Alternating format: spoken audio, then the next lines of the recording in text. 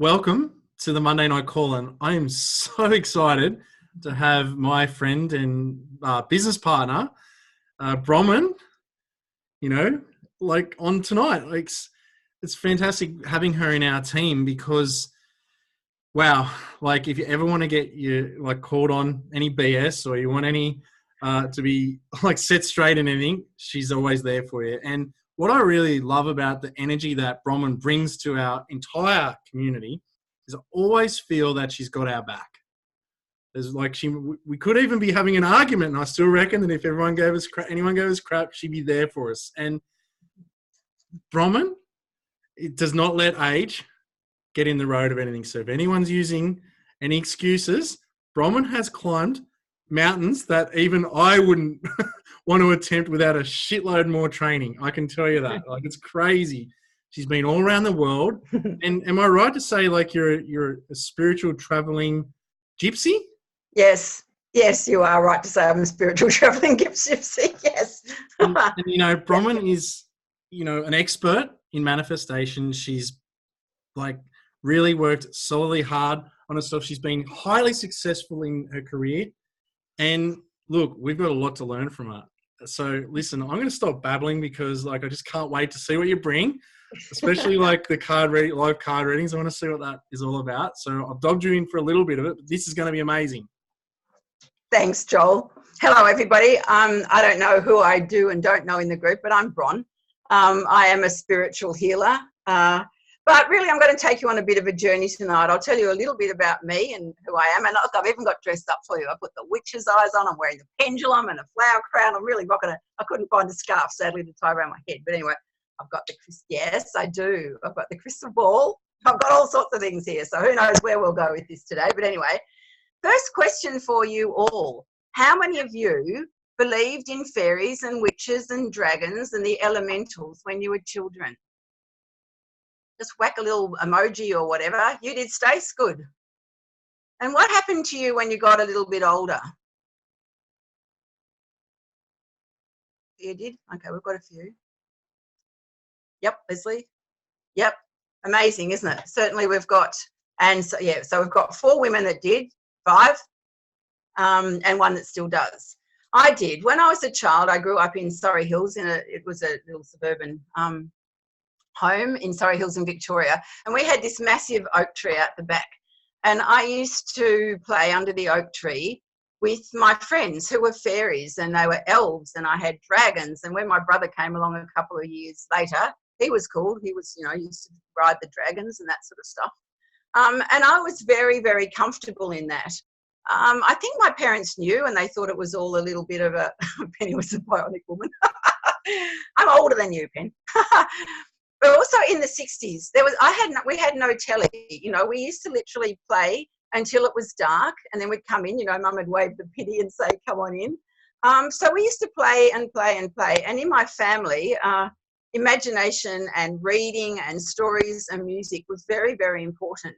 So the fact that I had a creative life was valued up until I was about 4 or 5. Then we moved houses into a different house. I changed schools halfway through prep or kindy or whatever you guys call it, my first year at school. And my reality literally crashed. There was a great big tree in my new school, and I used to sit there, but everybody thought I was, they actually thought I was a bit weird. So I learned to conform quite young and keep this other world just to myself, if you like. I knew they were around. I knew they guarded me, but I really kept it to myself. Also, I was brought up Presbyterian. I was Protestant, but I was absolutely intrigued by Mother Mary and the Holy Catholic Church. Absolutely intrigued. I used to go to Mass with my friends down the road. I wasn't allowed to go. These were the days of very much Protestants and Catholics, and it was all very separate. But I used to go to Mass with my friends. I'd sneak out and go. And I just loved those altars with Mother Mary. This will all make sense later. Then as I got older and older and older, this fairy world, if you like, faded a little bit. But I did a lot of history when I was at school, and there were certain times of history that I loved. I loved learning about ancient Egypt. It was seriously familiar to me. I could learn the names and the dates in ancient Egypt really easily. I was fascinated by the tales of King Arthur, although to me they were wrong because they were all about the men. And I wanted to know what the women were doing. I had a sense of the Druids and the women, but I didn't know, that wasn't ever mentioned in history. I hated anything to do with the Romans and the coming of the Catholic Church into England. I hated that part, learning all of that ancient British history. I hated it. And so it went on. This will all be revealed later as well. But what I didn't realise then was all those things that were very familiar to me were actually what I call past lives. So I'm very much into past lives. And I also find now when I'm doing timeline therapy, I do a lot of past life development, a lot of past life research and assistance with a lot of people. So that's part of my work, is actually doing past life journeying and finding out lessons from their past. Anyway, as I went on, I became a nurse. And also, before I moved down the coast, and then it started to come back. I left Melbourne, I moved down to the beach. I'd finished a Bachelor of Behavioural Science at La Trobe Uni, went down the beach, met this guy that actually looked like a gnome, loved him. And I moved down the coast. And then all this stuff started to come back. And I realised now in my world, I need to be very close to nature. It grounds me. It's really important to me. It's really part of my spiritual world, is to be either in the bush or in nature. And even, like Joel asked me before, even climbing mountains, I feel very grounded, very, very close to the earth. So that's incredibly important to me. I took one of my friends to emergency one night, Saturday night, emergency. He'd cut his leg on the skeg of his surfboard, ripped it. And I'm sitting there watching these people in emergency thinking, that's what I want to be. I want to be a nurse. I want to be an emergency nurse. So that's what I became. But one thing I found through my nursing is I often had a sense that people were ready to leave, ready to go over the rainbow bridge, if you like, ready to die. And I realised that nobody else had that sense either. They may be watching the cardiac monitor or something like that, and you'd see someone flatline, but before they flatlined, I knew they were dead. I knew that I'd see their spirit rise out of their body. And I realised then that nobody else was really seeing that either. So a lot of my life, I've felt very different. For those of you who are empathetic, who understand this sort of thing, and they have senses of things, you will know what that feels like. That you know what it's like to feel very different. But it takes a long time, and it's taken me probably a good 55 of my 65 years to actually start to embrace this, to really feel comfortable with it, and really feel that I can be loud and proud about being a witch, being a spiritual healer, being woo-woo, because it makes perfect sense to me. Is this making sense to you? Hope it is. One thing that I find interesting, and I don't know if you all know what today is, but today is the 11th day of the 11th month. So to a lot of us, if you think of history, it's obviously Armistice Day. And I wonder who was the spiritual person that figured out on the 11th hour of the 11th day of the 11th month, we would sign this peace treaty, because 11/11 is the day of what we call the portal. It is the most important day for manifesting in the whole calendar for the whole 365 days is today. It's the day when you can really set down your intentions, lay down those manifestations, and like they say, the portals are open. If you're going to get any success out of any of your manifestation, it will be today. Today's a great day to set your intentions, for anything and really start to bring them home. And the reason they call it a portal, I'll use my fingers to be 11s, 11/11. See, you've got this gap in the middle. It's like a doorway, it's like a gateway, and that's why they call today the portal. It's the portal out to the universe. So I don't think it's random that I'm talking tonight. It's clearly preordained that I was meant to speak tonight. So let's talk a little bit about the law of attraction. When I was, I probably started to get interested in this about 8 years ago. I was still married. I was still living on the farm. And I was very much sitting unhappily in my pity party. There was nothing good about my world. I was working in the corporate world in an unhappy marriage. My kids were at that sort of year 11 and 12 and ready to go to uni and not knowing what they wanted to do. There was nothing particularly happy about it. And I was really sitting in negativity. And I came across this thing on YouTube called Abraham Hicks' Law of Attraction. And I started to listen as I was riding my exercise bike in the morning or walking, and I'd start to listen to it. And I listened to their meditations, and I started to do their manifestations. And I remember really clearly the first time I did their financial manifestation meditation, the next day I went for a walk and I found a 5-cent piece on the ground. Now, when I was sitting in my pity party, I probably wouldn't have even seen it, let alone thought about it. But I realised I had been opening the portal, if you like, manifesting money. So the fact that I got a 5-cent piece random on the ground, saw it, picked it up, said thank you, put it somewhere. I think I put it on my altar. And that's literally where it started. The next week, I won a raffle. I wouldn't say it happened every day, but I noticed things had started to change. NLP, all those things, you know, where your focus goes, your energy goes, where your energy is going, your focus going. That's very much the science, if you like, behind manifestation. So what have I manifested in my life, and how do you do it? Do you understand what I mean by manifesting? Is it something which is quite normal to you, or have you really got no idea what I'm babbling about? Yeah, you do. Okay. One thing I understood really well was how to do it, you know, how to do the meditation, how to manifest, or how to request manifesting. But one thing I didn't get right for a long time was actually, once you set your manifestation, once you write it down or do whatever you do with it, then let it go. The important part of manifesting is creating your desire, creating what it is you want to manifest, but then you have to let it go. You've got to release it. Release it to the universe if you want to say that, but you've got to let it go. If you keep repeating over and over and over and over again, it won't work. So it took me a while to learn that part of the manifesting key is to just set it, bless it, let it go. And that's when manifesting really, really started to work with me. Oh, thanks, Lisa. I'm glad it is. If you guys aren't good at manifesting, this is a great book. It's called Ordering from the Cosmic Kitchen, and they talk about writing your manifesting out like a recipe. I don't know if I can find one, but you almost write it out like a menu. Even if you want to write it, yeah, literally write it out like a menu, and you want some of this and some of this and some of this and some of this. But Stace said the more she obsesses, you've got to let it go. If you keep obsessing, you're actually destroying the process.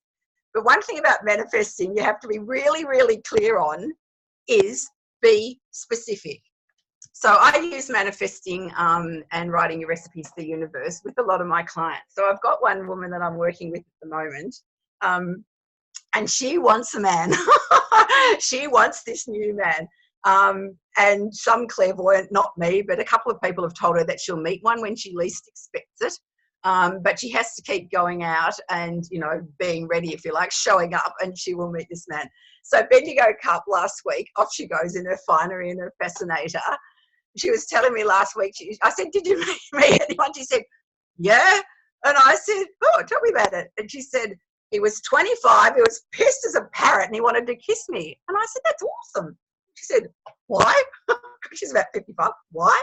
And I said, well, you went to the Cup specifically to meet a man. That was what you wrote out. Yes, that was what you wanted, wasn't it? Yes, it was. Well, you'd met one. She said, well, I didn't want a young one that was pissed. I said, it's because you weren't specific. So you have to be specific. Another one that wasn't personally somebody I know, but I've heard the story often enough to believe it, is that one woman wrote out her recipe to the universe absolutely perfectly, described this person's height and their attributes and the things that they love to do, and you know, everything that made this person perfect to her, blessed it, you know, put it somewhere, let go of it, and she met this person absolutely perfect to a T of what she was desiring, except the person was a woman. So be specific when you're manifesting. Whatever it is that you want, be really, really specific. I'm not sure what Josie thinks of you about, but anyway. But so be very specific. I've done a bit of manifesting like that to find, you know, I can be honest about it, to meet a man. And one thing that, and I'm doing a little bit of this with Elizabeth Ann Walker as part of my coaching. And one thing that is incredibly important to me is if I ever partner up with a man again, he has to really love and respect the concept of love, because I maintain I've never met a man in a romantic way that ever has. There's a long backstory to that. We don't need to go into it. But I wanted to meet a man that really loves and respects and honours love. Well, I've been seeing this man recently who's a widow. He's a lovely, lovely man. His wife died tragically about 11 years ago of stomach cancer, very quickly and very tragically. And her photos are still there. He still talks about my wife. You know, we were talking about cremation and burial the other day, and he said, I will be married with my wife. And I was talking to Elizabeth about that. She said, Bron, what did you want? You wanted someone that honoured and respected and absolutely understood love. And this man clearly does. Yeah, so manifesting, be really clear about it. Write it all out like a recipe so that you're so clear, but then bless it and let it go. Let it go. You have to detach from it. The Buddha says detach, detach, detach. You have to detach from it or it really won't work. So that's manifesting and the law of attraction. Some other things that I'm very much into is intuition, and that's where we'll lead into reading some cards in a minute. But to become intuitive isn't a magic pill. I believe that everybody is capable of being intuitive. Everybody is. We all had it as a child. We all had that sense of things happening when we were children, but we scientifically, logically, left brain trained it out. But I believe anybody can be intuitive, even the most stubborn, you know, to use a stereotype, bogany man can be very, very intuitive. A lot of us have a sense when we meet someone, you know, that that's the person we're going to marry, or we have a sense that somebody's wrong. Mothers especially always, you know, when I was working in emergency, if a person came into me and said, my mother, my child, my partner is really sick, there's something wrong with them, I would always believe them, because I believe we always have that sense or that intuition. And you can actually develop that up. So just before I start to read some cards, to develop up your intuitive sense, you have to first develop up your sense of self. So you usually do that by being able to sit and meditate. Transcendental meditation, just being able to sit quietly with yourself and be open to whatever comes in. And also mindfulness, so being mindful of everything that you see. Those of you are probably aware, those of you who've done NLP know that we have, how many things is it?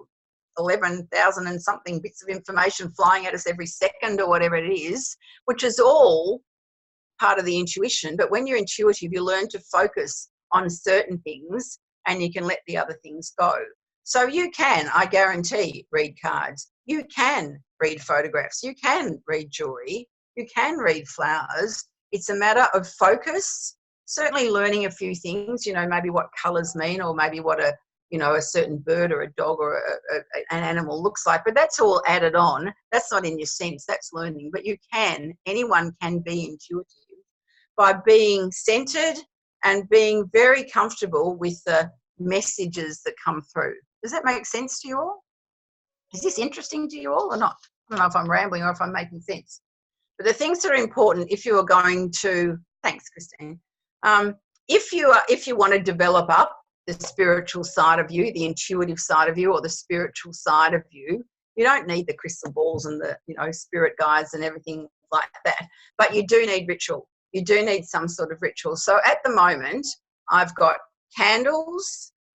I've got Mother Mary, who is my main spirit guide, just sitting next to my computer. I've got some crystals around me, and I'm wearing my pendulum. Things that to me are part of my ritual when I am going to read cards.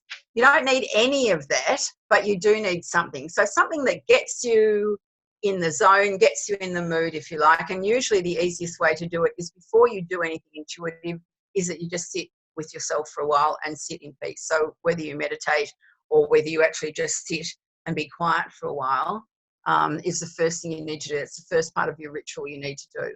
Also, some sort of sense of devotion helps, whether you call it prayer or whether you call it meditation or whether you call it just speaking with the universe, but some sense of devotion which brings in gratitude.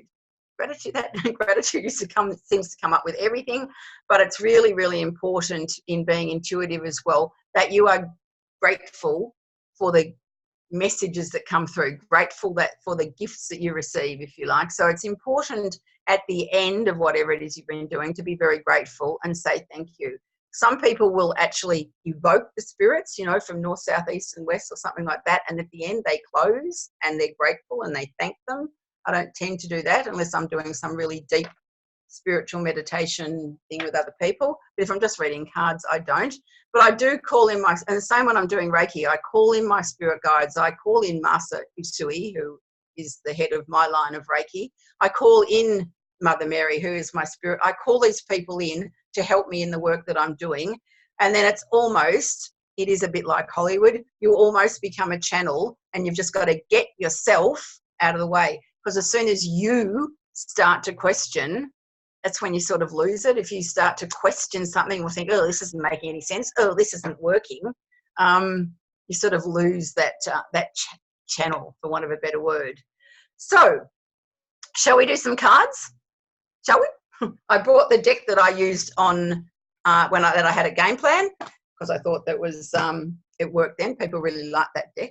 So what I'll do first, thanks, Kayla. What I'll do first is show you what to do with a deck of cards before you read. So you buy them for whatever, and you can buy cards anywhere. For those of you that have shops like Ishka or hippie shops, they will sell cards. They're usually called oracle cards. I'm not going into the tarot right now, but they're called oracle cards. So you can trust your sense to be guided to a deck that you feel comfortable. And Big W now have them, and that's why I'm using this deck. It's called Whispers of Healing, because I bought it in Big W for $19. So it's just to show you that they're readily available anyway. But this is the cover of the guidebook that goes with it. But it was also the cover of the picture on the box, and I just loved the colours and I liked the artwork in it. Just trying to see what else I've got around. I think I've knocked my computer off, I'll show you.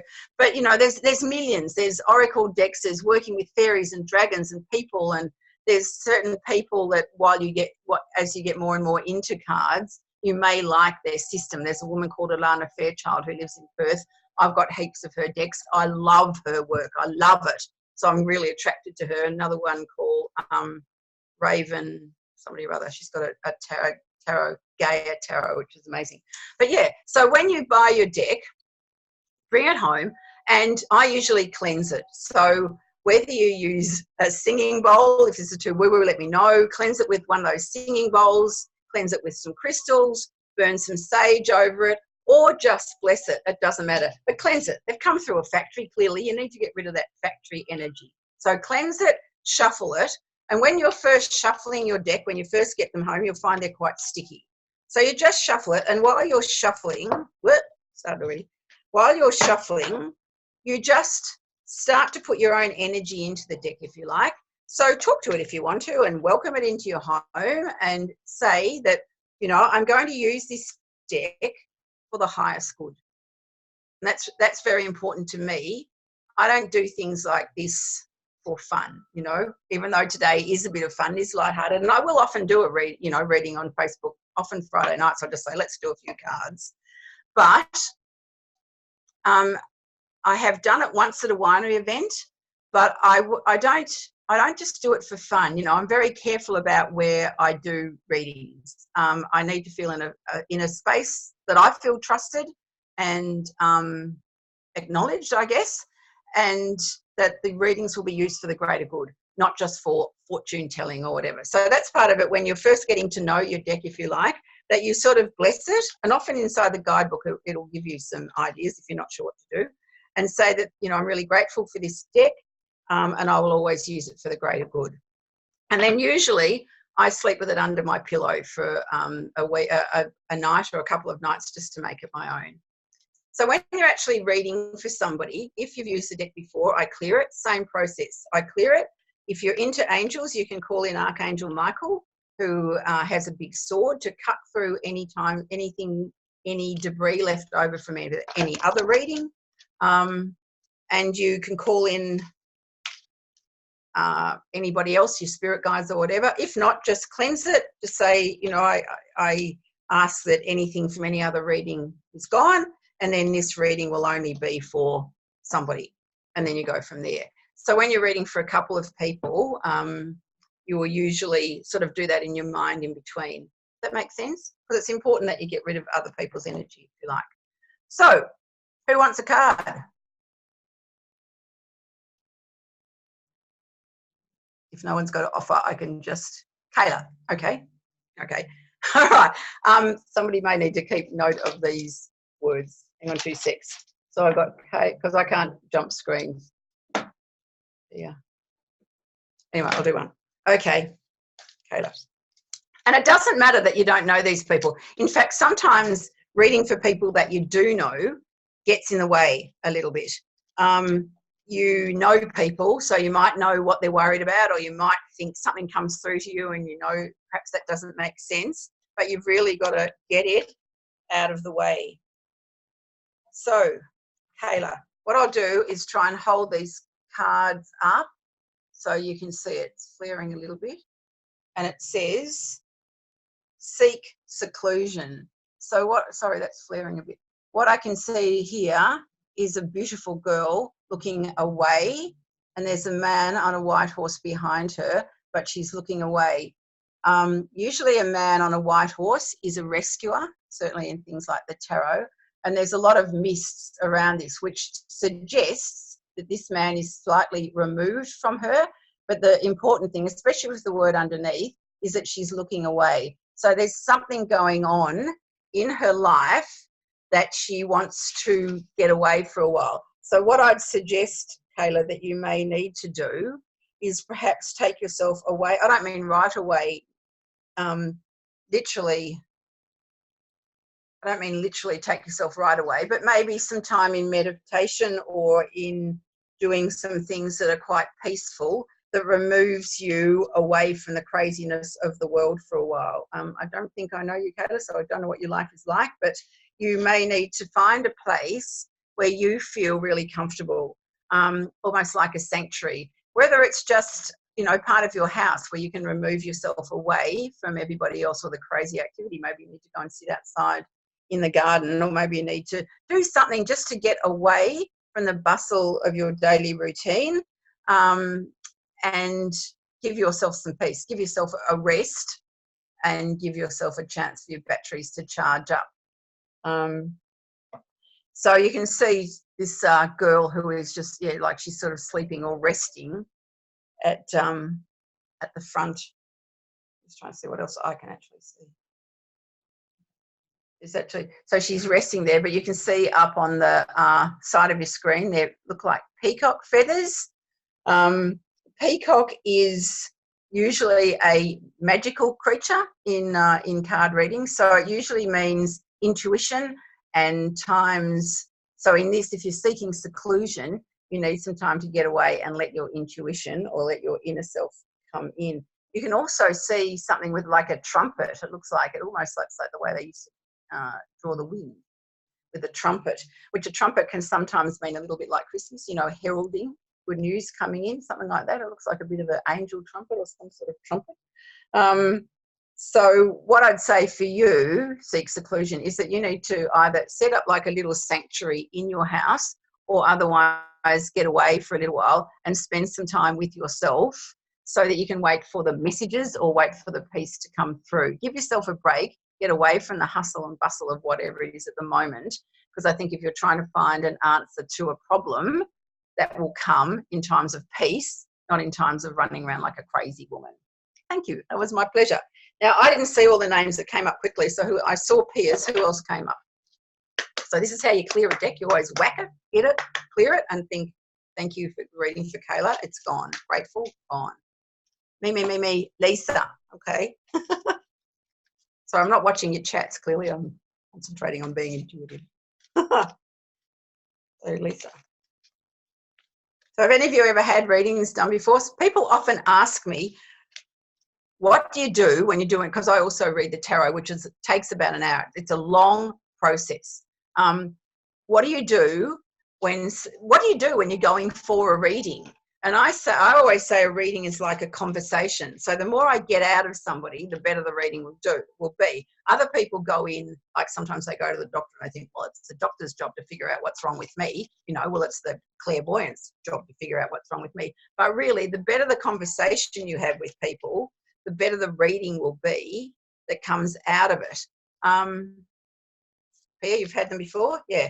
I have had a couple of people that have come in for a reading that are absolutely blocked. I can't get anything out of them at all. I usually give them their money back and tell them that I really can't help you at the moment. I can't get anything. You're so blocked. I can't get anything. And I wish them well and send them on their way. So this was for Lisa, I think. Okay. It's called Barriers. Sorry about this light flaring. And what I can see is a girl riding on a dragon. She's got a full moon behind her, which is interesting because we've got the full moon in Taurus, I think. Tomorrow, full moon coming up. So she's riding on a dragon with a full moon behind her. So anytime you see moons or full moons or anything like that in a card, it always is feminine wisdom. The moon is always the representative of the feminine. The sun is often the masculine. So this girl is riding what looks like a dragon. And there's also what looks like a house sort of reflected in or inside the dragon. Can you see that picture okay? So I would say the fact that the word says barriers, there's some barrier. You can see the dragon wings are masking. They're going over the moon. I'd say there's some barrier. The feminine also means whenever we talk the feminine, we talk about the emotional and stuff like that. So some barrier or something blocking that might be preventing some perhaps emotional expression or emotional healing at this time. Something that is hindering you or blocking you. A dragon is usually a very powerful creature. Whenever a dragon comes up in a healing, it's very powerful. I've got a picture of the card in the book. I'm actually trying to look at the picture while I read it to you. And also I've just noticed in this picture, the dragon is over an ocean, and an ocean, again, water is emotion. So there's a lot of stuff in here talking about or hinting at emotions and barriers to your emotions. There's a lot of really jagged rocks around. It looks quite stormy underneath this dragon. So I'd say there may be some sort of emotional issues, storms, if you like, going on. And you've put up some barriers. That's probably what the walls of this building or this castle here look like. That's representing the barriers between you and finding some sort of emotional peace.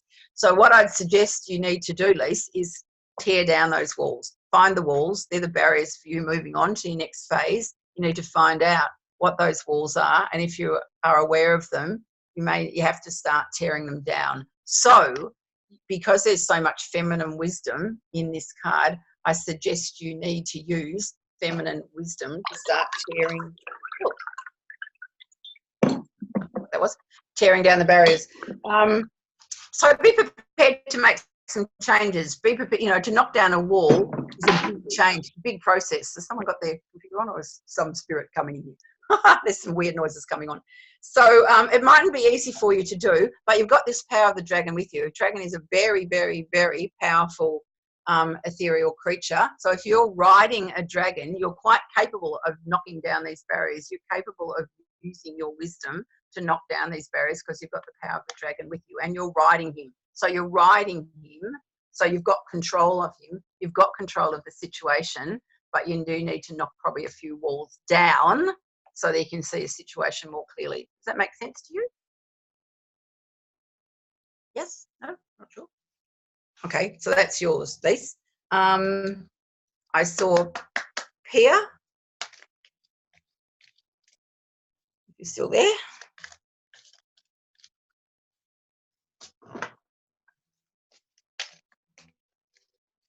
Is this fun for you? Penny, it was you going me. Okay, Penny. Michelle. I'm just writing down the words before I lose them all.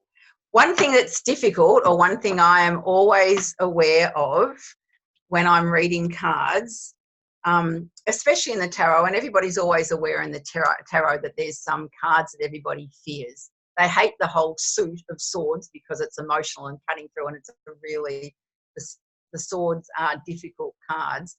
And everyone's aware that there's a death card and there's a crumbling tower card, and people get very frightened of the tarot. And I'll admit, when I was in my 20s was my first introduction to Wicca and to the tarot. I was living in the hills out the back of Melbourne, living the absolute hippie lifestyle. I'm sure you can imagine me in the long skirts and the long hair and flowers in my hair. And I met this woman called Kerry Culkins, who was called the Witch of the Hills. And I did a bit of work with her on the tarot and reading cards and stuff like that. But she was, thanks, Christine. So, yeah. There's Piers. But she scared me.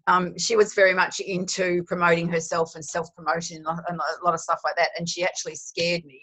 And I think the deck she was using, I still can't use it to this day. It's a deck that most people use, but it's a deck that I don't feel comfortable, and it has a lot of really nasty imagery in it.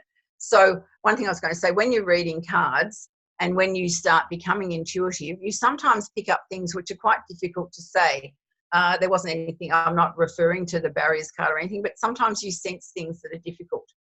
Don't forget, things like death are not the death of a person, they're a death of a situation or a changing situation, something crumbling around you. And I'm not saying this either for you either, Pia, because I've just picked up your card, I haven't looked at it yet. But words are not necessarily what they seem. So when you're looking at things, you've probably heard me do it, and I'll do it again with this card. So what I do is I look at the colours and I look at the picture and I can see the moon. I can see colours. I look at the position the person's lying in. I read the word underneath. Not all cards have words. But I look at that after. So, for example, this card is called Sleep. And you can see this girl clearly sleeping, clearly resting. There's a lot of green around, which is green's always to do with nature and the calming nature of energy. The moon, like I said, is always feminine wisdom. And red is often passion. If you see a card with a lot of red in it, this one doesn't have a lot. If you see a card with a lot of red in it, it's often passion and fire and that passionate masculine energy. So they're the sort of things you start to look at when you're reading a card. And then you also get that sense, you know, and that's the intuition of what that means. So part of it is just interpreting what you're seeing. And sometimes this one's got a tiny wee bird in there. Sometimes there might be creatures or other little symbols in there, symbols like crosses and things like that. Excuse me. But you just have, you look at the colours, you look at the pictures, you look at the sense you get. So this card is called Sleep, and it looks very peaceful. She is sleeping on what looks like she's sleeping in a garden under a bower of trees. And the thing about sleep, like we all know, sleep is healing. So usually if you get a card, anything to do with sleeping, it's usually to do with the need. Yeah, it is pretty, isn't it, Vicky? And that's why I love this deck, because it's actually very pretty. It's very feminine. I can't imagine a masculine guy using it, but it's a really pretty feminine deck. So it's nice to work with. So sleep usually means you need to sleep. You need to rest. You get so, this is Pia, you get so involved in your life and so involved in your work and so involved in appointments and exercise and going to the gym and taking your kids to school and, you know, running your life, you forget to sleep or you forget to rest. And it's really healing. You need that time. You need time to sleep. You need time to rest.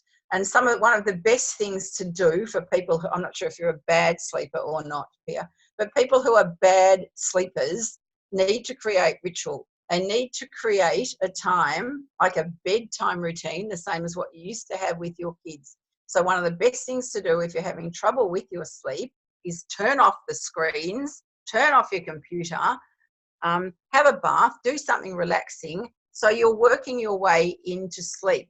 Don't run around cleaning up the house, making beds, making lunches, doing everything for the next day. Check your computer, send a few messages, you know, Juice Plus messages off to a few clients and then think I'm exhausted and go to bed and think you're going to have a restful sleep, because you won't. You need to set the ritual up for sleeping, that nice resting, peaceful activities. So read a book, not a dynamic book, perhaps, a romantic novel, or read a novel, not a business book. Play some really nice restful music. There's heaps and heaps of stuff you can get on YouTube of, music for meditation or music for sleep, or you can work on, I won't get into the frequencies, but there's certain frequencies for love and frequencies for meditation and frequencies for manifestation. Find one of those and put them on in the background while you're trying to sleep. So sleep is necessary, but it's also sacred. Remember, we've got this full moon up in the back. So usually after you've readied yourself for sleep, you need to be prepared that sleep is not only restful time, it's a sacred time. It's when that intuition comes through. It's when your dreams come through. And sometimes people that don't always understand intuition certainly dream. So if you're interested in dreams and interpreting dreams, Google it. I haven't got time to get into dream interpretation now, and I'm not particularly good at it. But, there's lots of intuitive messages that come through to you when you sleep, and that's as well as the healing that goes on and the need for rest. The other important thing about sleep is when that restful time, when these messages can come through. So this card is beautiful. It's simple. It's beautiful. It is really restful compared to the one that I pulled out before, which had a whole lot of stuff going on. This is actually really quite simple.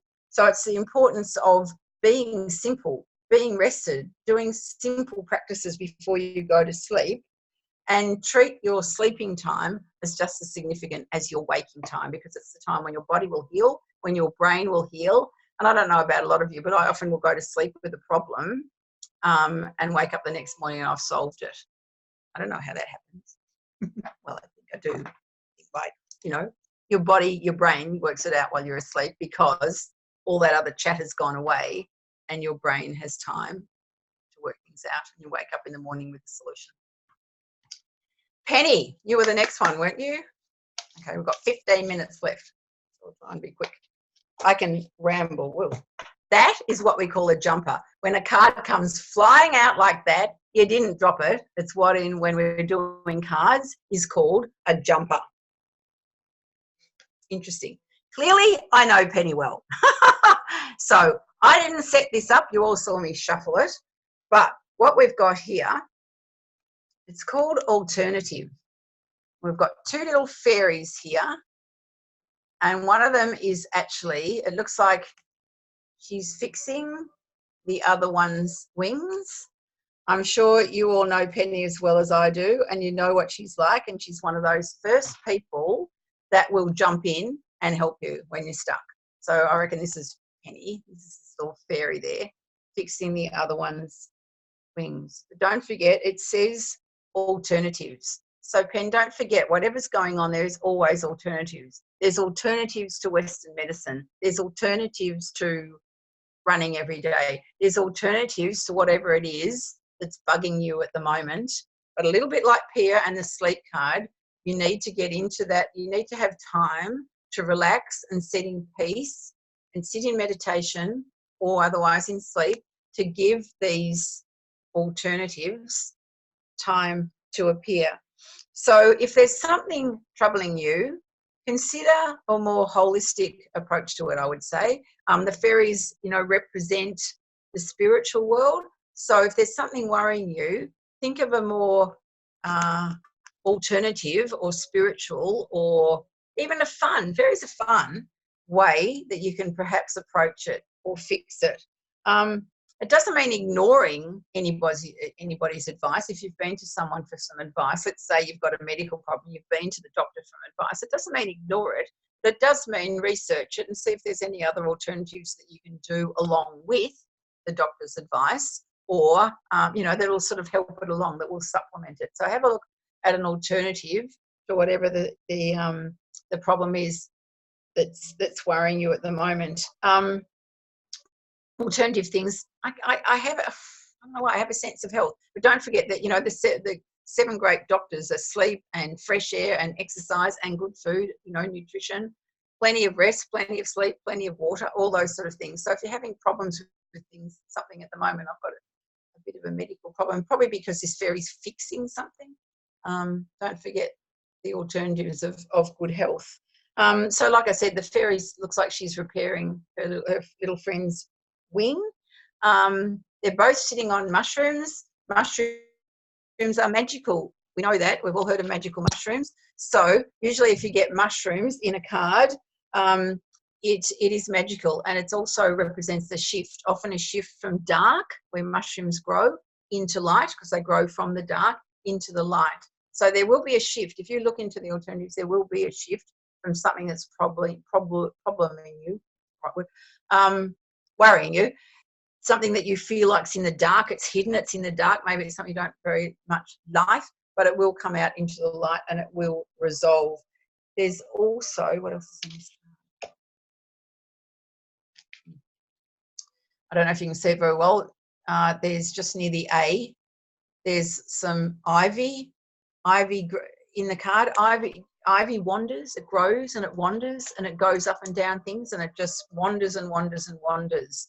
So when you see ivy in a card, it often means you may tend to wander, like you're lacking direction a little bit, you're wandering a little bit without any clear path to grow on. It's not like a pine tree that just goes straight up in the air. You know, ivy wanders all over the place. So there may be a bit of wandering, perhaps in search of something, in search of enlightenment, in search of something. So look at, so if you're wandering, looking for something, don't forget the dark growing into the light, the wandering ivy, and the fixing. Look for alternatives to whatever it is that you're looking for, something that you're grappling with at the moment. Don't do it the same way every day. If it ain't working, stop and have a look at an alternative way to do it. Or if you're trying to fix something in your health or in your fitness or something like that, and you've been doing the same thing over and over again and it isn't working, it may be time to have a try of something else. Hope that helped. Okay, who else did I write down? Michelle. Enjoying this process? It's probably the weirdest Monday night call we've ever done. The other thing that you can all do, those of you that I've done, that's great, Stace, I'm glad. The other thing that you could all do, those of you that I've read for, is make up, since we're talking about manifestation, make up a little manifestation for the message that was in the card. So Penny, yours may be something like, I welcome alternative into my life. I welcome alternative solutions to my problem. Manifestations are positive. So, you know, I look forward to, I positively look at, I am welcoming alternatives. I've forgotten what the other two cards had in. Pia was sleep. I welcome a good solid sleep. My sleep tonight will be restful. I will wake in the morning with answers to my problems. Do you understand what I mean? And then let them go. Yep. So this is for Michelle. Nice card. So firstly, you can see this one says mental repetition, but you can see the colours are very, very different from the other ones that we've had before. This one is very much in colours of browns and yellows. Very, very earthy dirt, you know, I don't mean dirty, but dirt colours. There's no pinks and prettiness about that. And very much a lot of attention in this card is, it's like this woman, the tree is growing around her and there's a lot of, you know, leaves and energy, if you like, in her brain area, in her head. And it says mental repetition. So you can see there's very clear branches, if you like, or very clear pathways going on in this woman's head. It doesn't look particularly tangled. So if this was all really tangled up and looking knotted, I'd say that you've got some issues that you are really, really grappling with. But this looks clear, like it's white. They're clear. It's nothing really murky or dirty. It's quite clear and straight, if you like, not tangled. So what I would suggest it's saying is for you, Michelle, with repetition, mental repetition, your brain, your thought process will become very clear and very directed. It suggests that perhaps she is looking down, she's looking pensive, so you might be holding on to something or grappling with something. And maybe you've got some self-limiting beliefs that are holding you back. But if you train your mind, if you train your thought processes to become more clear, if you train your mind to sit in peace and wait for the answers, like I was talking about before, and you develop up that ritual of doing something repetitively, so whether it's like meditation or whether it's like manifesting or whether it's like fitness or anything else, repetition of stuff, but for your brain, not your body, I think you might find that your thought processes will become more focused and you may become more confident. So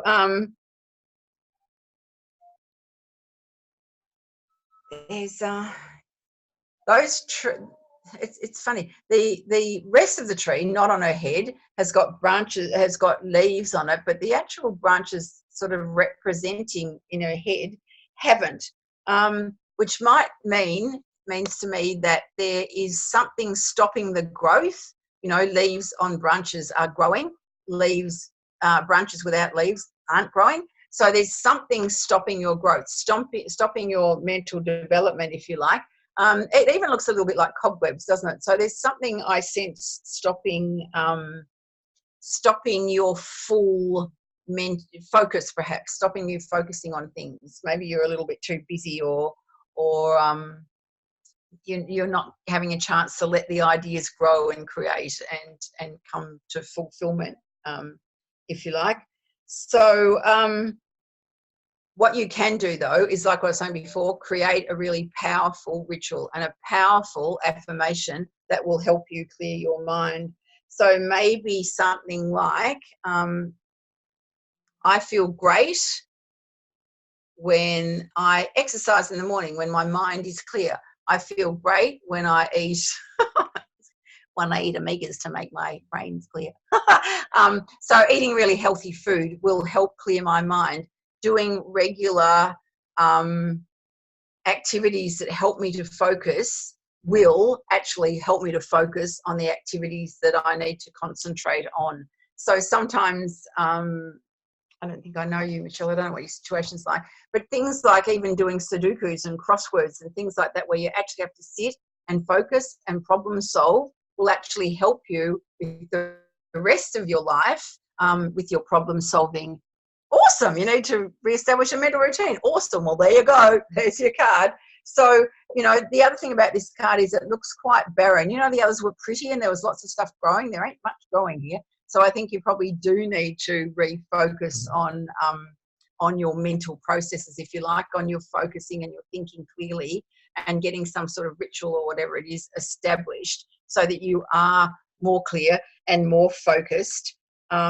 So shift some of those cobwebs out of your mind, shift some of this dead wood out of your mind so that the leaves with the branches on can start, the leaves can start to grow again. The growth will start to happen again. So I hope that makes sense. Was there anybody I left out? We've got 4 minutes left. Corporate deadwood, yeah. Yes, I slapped that hard. But yeah, corporate deadwood is a great thing to shift out of your head. I'm missing all of these. Leslie, okay. I'm sorry, I missed something that came up before when I was too busy talking. Something about a puzzle. Pleasure, Michelle. Yeah, when we're working for corporate and when we're working for other people, it's our brains get tangled and focused and really dead. So interestingly, Leslie, you've got the same card. Now, if I'm reading for the same person and it comes out twice, I would say that is just as important. So Leslie, everything I just said, if you were taking any notice of what I said for Michelle, is important for you too, but I'll read another one. The other thing when you're reading is, if you are reading, often the stuff that you are reading for other people is really important for the whole group and also important for yourself. So I have a lot of cobwebs in my head a lot of the time, so this one makes a lot of sense to me. And the more I do my rituals, And the more I sit in meditation and peace, actually, the more productive I become. It's like, the old saying, I will do another card for you, Lizzie. The old saying, if you want something done, ask a busy person, because usually their systems are very clear. But yeah, if you want something really creative done, ask somebody somebody that is creative and has got time to really think. Not so much think through a problem, but let all the different alternatives, that's Penny's, come in. So there's been a bit of a theme coming through. I've forgotten what the first one was. Penny's was alternatives. There was about sleep and this stuff about dead wood in your brain. So I think probably a message for the whole group would be the importance of resting, the importance of clearing away a lot of the dead wood, the importance of looking at alternatives, so that we can often, we get stuck in problems, we get stuck in issues, we get stuck trying to work things out. And sometimes the way to get a clear message when you're really stuck on a problem is actually to walk away from it and go and do something else. Awesome card, Leslie. Self-love. Beautiful card. So in this card, I can see a woman, I assume, may not be, but anyway, a person. They're sitting in the water. We've got I think they're called a lionfish up here. We've got someone that looks like a deer or something coming out of a cave. There's like walls around it. And there's also like bubbles coming out from. So self-love, straight up, sitting in the water. So again, we're back to the feminine and the importance of feminine nurturing and the importance of self-care, self-love, all those things that make you feel good and make you feel whole and make you feel important. So maybe of late you might have been, often when a person in the card is naked, they are laid bare.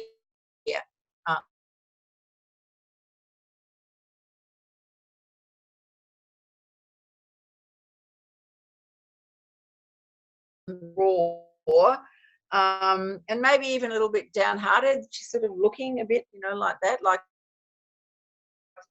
it's not an expression of joy there. It's somebody that, don't forget, the ability to truly love starts with you.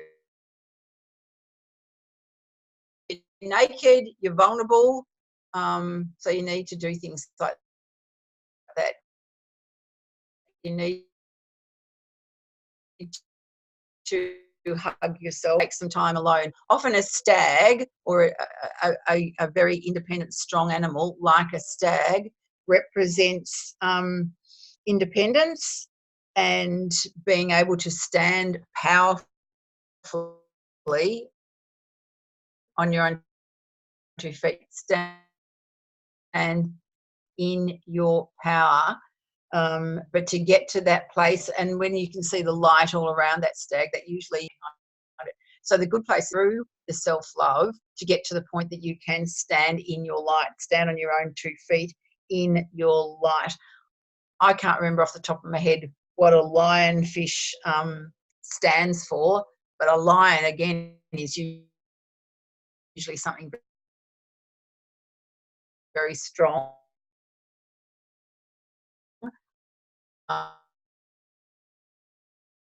Fish are often sort of darty and they swim in and out and they avoid things. So maybe the lionfish is saying you need to stop swimming around and stop avoiding things and get into your vulnerability, hug yourself, take a lot more care of yourself, and you will eventually find the light. You'll be able to stand on your own 2 feet in the light. But this card is coming to you to say the truth is inside you. You're protecting yourself and holding it in at the moment, but it's all there. But you do need to spend some time, some loving, kind attention to you. Be yourself, acknowledge yourself, and that will lead you away from the worry and the judgment or wherever it is that might be worrying you and enable you to go from there into the light and stand in your truth on your own feet. So, is that it? Did I do everybody? That was an hour. Joel will kick me off soon, I think. So, basically, that's that was us. That was fun. That was probably the weirdest Monday night call we've ever done, I reckon. But it was probably an appropriate call to do on the 11th of the 11th. And if we kept going, we could end up at 11 o'clock at night, but let's not do that. So remember the importance of ritual, the importance of manifesting, be very clear, be very, very specific in your law of attraction, in your manifesting of exactly what it is that you want. Write your recipe out like a recipe, exactly what it is that you want. And then once you've done it, once you've set it, done it, let it go. Let it go up to the universe. Let the universe come in and help you. So ritual, manifestation, and always gratitude, gratitude, gratitude. Other things that may help you that I love is this book called You Already Know. Again, this is in Big W or Kmart or something. I think I found it. Or you can buy all these things online. How to access your intuition and find your divine life path. That's a great book. If you're into crystals, this one's called Crystal Muse. Great book for setting up rituals and how to set up altars and things like that. And The Universe Has Your Back, Gabrielle Bernstein. Great books. So that's pretty much all I've got to say. I'm done. I'm out. Namaste. And don't forget, it's not your age. It's this age that we're in at the moment when all this intuition stuff is so important. That was awesome, Bronwyn. Can you hear us? Yeah, I can. Or can you hear me? Yes, I can. Done. Oh, our internet has died.